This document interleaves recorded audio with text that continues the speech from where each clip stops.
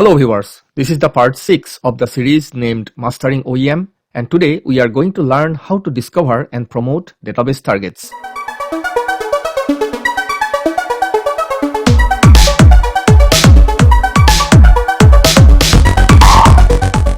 In the last couple of tutorials, we created the 64-bit Oracle Linux 7.9 virtual server, installed Oracle 19c software, created the Oracle database for the OEM repository, install the OEM 13.5 software and the OEM agents in one of our database servers. If you have not watched the previous tutorials in this series, I suggest you watch them first so you get a better understanding on today's tutorial. In the next, I actually wanted to cover topics like the OEM console, the user interface, features and few useful commands, but thought of discovering and promoting a few database targets first so it will be easier to discuss the aforementioned topics. So in today's tutorial, we are going to learn how to discover and promote database targets. So first, we will check if our OMS is up and running by logging to our OEM server named admin server. And first we will change directory to our middleware home bin directory, that is u001 app Oracle em135 middleware home bin directory. Please note that you don't have to change directory to this location to execute the commands if this directory is already included in your path variable. So now we are going to execute the command emctl status OMS to find out whether the OMS is up or running. And we can see that the web tier is up, Oracle management server is up, JVMD engine is up. So when we see these three major components of the OEM system are up, we can say that our OEM system is up. And if this is not up, we have to bring it up using emctl start OMS command. And of course, we have to make sure that the repository database and the listener are also up before we start our OMS. And we can check that by using the command psef grep pmon, and we can see that the pmon process that belongs to our OEM repository database is up, means our OEM repository database is up. Similarly, we can check the listener status using the psef grep tns command, and we can see that the listener that belongs to this particular Oracle home and we are using for our OEM system is also up. This is the listener. I will cover all these commands related to the OEM, OMS or agents in detail in the next video. For now, just remember these three commands. That is, using the status OMS option in the emctl command, we can check whether the OEM system is up, and similarly using the start command that we can start up the OMS, and also using the stop command we can stop the OMS. For now, just remember these three commands. And next we will log into our OEM console as sysman user, sysman 1 2 3 4 5, and then we will try to discover and promote a few targets that belongs to our other database server named VM Linux 1, where we have installed the agent in the last tutorial. So first we'll go to the setup, add targets, and click on configure auto discovery. And we can see that in this page there are only two servers. The top one is the OEM server itself, that is the admin server.orexpert.org, and this is the second database server, VM Linux 1, and there we see that there are already a few discovered targets, total 4, and 3 managed targets. So these 3 managed targets are nothing but the agent itself that we installed in the last tutorial, and the host where we have installed the agent, that is this one, and the Oracle home that belongs to the agent. So these three targets are marked as managed targets by default when we install an agent in any server. And this column, which says that enable discovery modules, this says that what are the different types of targets that this agent is going to discover. So if we click on that, we'll be able to see what are the different types of targets that this agent is going to discover. So these all are checked, means Oracle Cluster and High Availability Services, Oracle Database Listener, and ASM, Oracle Fusion Middleware, Oracle Home, and Secure Backup Domain. These type of targets will be discovered by the discovery process. Click Cancel. And now we see that there are a couple of targets which are already discovered, and this is because the agent has an automated discovery process that runs periodically, and it has already detected these targets and marked as discovered. So we'll click on that to find out which are the targets actually it has discovered. And we can see that the listener and the Oracle Home that belongs to the Oracle Database instance, and there is a duplicate target that is also pointing to the Oracle Home and the database instance. So the targets of our interest are this listener and the database instance. So what we are going to do in the next, we have to promote these targets so that OEM can monitor these targets. So click on this database instance, click on the promote button here, and when we select the database instance, by default the listeners are also selected in the page for promoting the targets. So here we have to click on this checkbox to select the database instance, and then we have to provide the password for the monitoring user DBAs. So this is the default monitoring user that is created by Oracle when we create a database instance. All we need to do is to make sure that we know the password. And also, when this user is created by default by the Oracle Database Creation utility, this user is actually marked as locked. So we have to make sure that this database user is unlocked, and also we change the password to something that we know. So we'll go back to our database server named VM Linux 1, and we will log into the server as sysdba, and we will check what is the status of this user account, where username equal to dbsnmp, and we can see that the account status is locked. So we will first unlock this user,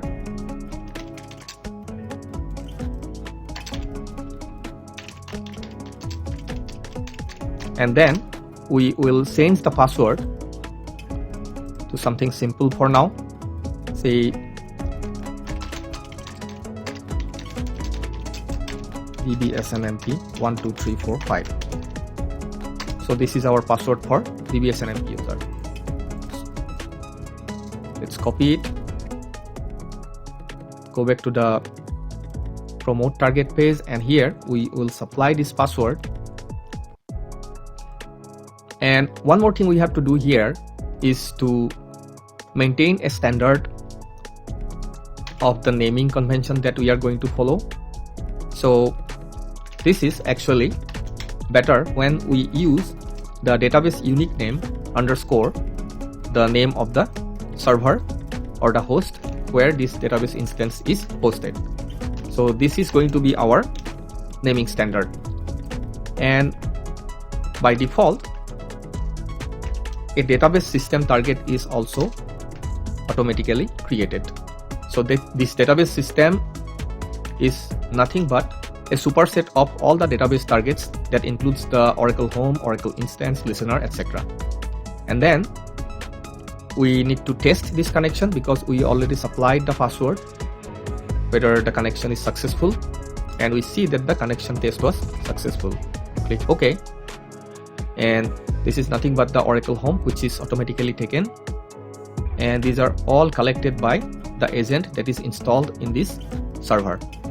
And the port that belongs to the listener is 1521, connection protocol is TCP, and the database SID is ORCL1. So if for some reason, if you don't want to use this information here, you can provide an alternate preferred connection string here, which will include the database name, the host, and the listener port, etc. to connect to the database instance. And alternately, you can also provide the TNS admin location here. We don't have to specify it here because we have already tested the connection and it's working. So click on the save button, and then we have to do similar things for this listener, and the name of the listener target is taken by default, which is already as per the standards, and we maintain a standard of the name of the listener target as the name of the listener underscore the host, and the listener name is listener, it is automatically taken, and the machine name is also automatically collected by the agent, and target group, these things we will take care later on. And then click on the next button. This process will take like a couple of seconds to save the target information, and it is done. Now if we go back to our auto discovery page, we'll be able to see that the server that we just configured the database targets for, the number of discovered targets has reduced to 1, and the managed targets, this particular number has increased. It's because we have promoted the targets in this particular server. Similarly, for the other server, that is our OEM server itself, we still have a couple of discovered targets which we have not promoted yet, and we can do the same thing for this also. Please note that in this case, our agent has already done the discovery for us, and also it has listed all the targets that it has discovered. In case the agent has not yet completed discovering the targets and you don't want to wait for the agent to discover the targets, you can also forcefully start the discovery process. For example, suppose this is a new database host that you have installed agent on, and you want to start the discovery process. Then all you need to do is to select the server and click on this Discover Now button, and it will ask for a confirmation. Click yes. In this case, it's not going to change because whatever targets are available in this server, those were already discovered. So this process is going to take a couple of seconds, and it is completed successfully. Click on close, and we can see that the numbers have not changed. It's because there is nothing new to discover. And now we will click on this number 4, which represents the discovered targets, and we will do the same thing for the targets available. For example, there is a listener, and there is another listener, and there is a database home, and also the database instance. And here we will select the database instance first, and then click on the promote button, select it, and here also we have to change the DBSNMP password and unlock the user. So we'll go back to our server,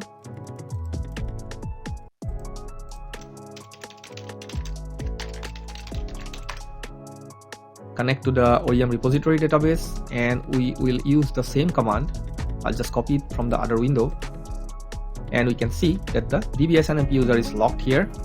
We will unlock, and also we'll change the password, and we'll set the same as the other database server. So we'll go back. The password will be dbsnmp12345. We'll test the connection. It's going to be succeeded. Yes. And click on the configure button, and we'll just follow the standards for naming. that is the unique name underscore the server name, and similarly we will set the name of the system target also.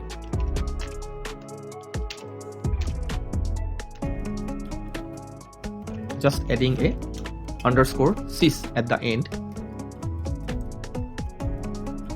for the database system target. And we have already tested all the other details are correct. And as we recall that the port for the listener in our OEM server is 1522. Now we'll save this information, and also accordingly we will promote these two listener targets, that is one listener for the OEM repository database and one additional listener is also present there. This is a test listener we are going to use in our test cases, and we are not adding them to any group yet. Click on the next button and click on save again to save the target information to the OEM repository. Please note that there are a couple of other options available, like we have used the configure auto discovery option here. We can also use the auto discovery results option, where we can directly go and see what are the auto discovery results, that is the auto discovery done by the agent and what targets it has discovered in the corresponding server, that we can find out. So we are not going on detail on this particular option yet because we have already discovered the targets. And then there is one more option here, that is the add targets manually. So if you don't want to wait for the auto discovery to complete, or you don't want the agent to do the auto discovery for you, and immediately if you want to configure, discover or promote the targets, you can go and use this option, add targets manually, where you have to specify all the details about the target. There are a couple of options there. Say you want to add a host target, where you want to install the agent, and what is the agent installation results. Using the guided process is something where the OEM system will guide you and then you can promote them. And if you do the manual option, then you have to select the type of the target that it is known to you, and then you have to specify everything, like if it's a database target, what listener port it's getting listened to, all this information. For now we are skipping these options, and then we will go back to our targets menu and click on the all targets option here to see all our promoted targets. And let's first click on the database instances filter here, and we can see that the OEM repository database itself and the other instance called ORCL1 in VM Linux 1 server, these two database instances are promoted as targets in our OEM system.